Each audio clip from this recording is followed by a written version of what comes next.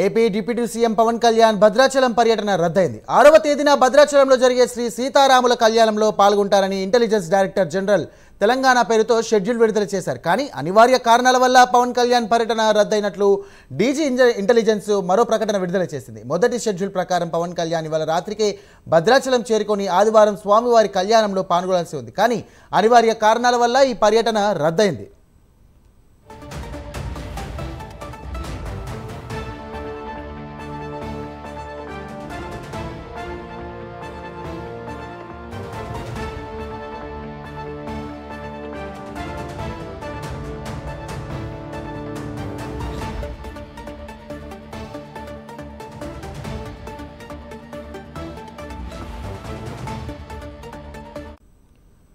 Right, అనివార్య కారణాల వల్ల ఇక పవన్ పర్యటన రద్దయింది. దీనికి సంబంధించినటువంటి మరిన్ని డీటెయిల్స్ మా కరెస్పాండెంట్ రజనీకాంత్ అందిస్తారు. రజనీకాంత్,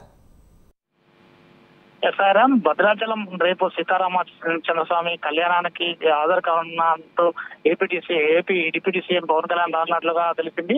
దీనికి సంబంధించి కొద్దిసేపటి క్రితమే అనివార్య కారణాల వల్ల పవన్ కళ్యాణ్ పర్యటన కూడా భద్రాచలం పర్యటన కూడా రద్దయిన తెలుస్తుంది. వాస్తవంగా ఈ రోజు మధ్యాహ్నం 12 గంటల ప్రాంతంలో ఖమ్మం నుంచి భద్రాచలం చేరుకుంటారు. భద్రాచలం చేరుకుని సాయంత్రం 5 గంటల తర్వాత సీతారామచంద్ర స్వామిని దర్శించుకొని రాత్రికి భద్రాచలంలో బస చేసి రేపు ఉదయం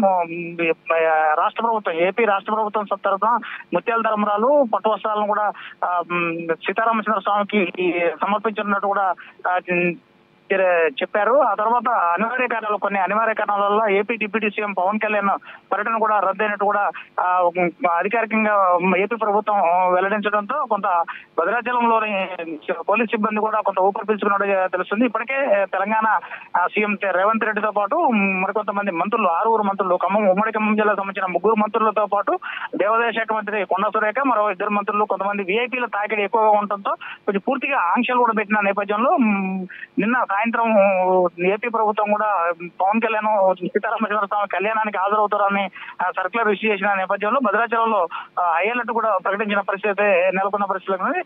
కొద్దిసేపటి క్రితం పవన్ కళ్యాణ్ పర్యటన కూడా భద్రాచలం రద్దు కావడంతో ఒకసారిగా భద్రాచలం పోలీసులు కూడా ఊపిరి పీల్చుకున్నారని చెప్పవచ్చు. Thank you Rajinikanth.